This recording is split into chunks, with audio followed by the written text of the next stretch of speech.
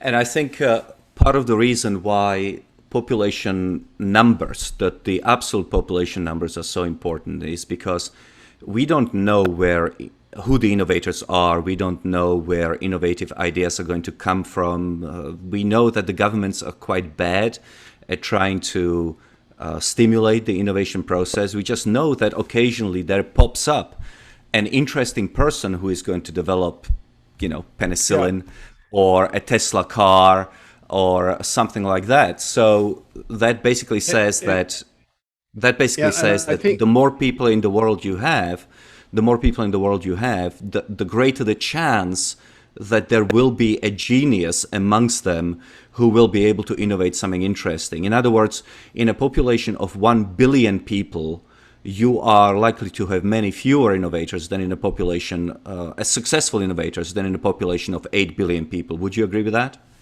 right. And the other thing that I always remember is that I think this innovation genius is randomly distributed around the planet. And I always remember Steve Jobs.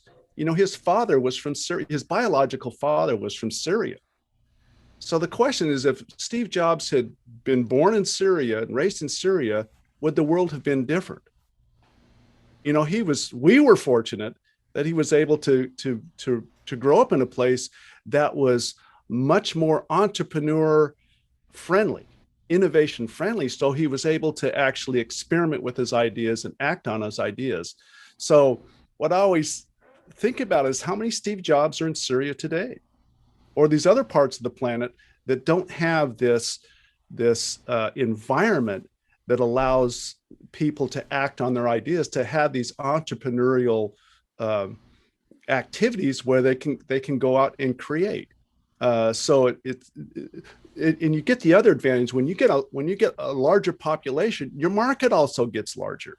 Yeah. And what that means is if you have an idea that has a really large fixed cost to do the first unit, but a low marginal cost, if you have a much larger market, then suddenly those ideas become feasible, because now instead of selling it to 100 people, I could potentially sell this to 1,000 or 1,000,000 people. Therefore, it becomes much more feasible. So you get the two benefits. You get larger population, means you get more of these geniuses that can Yeah. innovate, and they also have a much larger market with which to be able to try to sell their products to.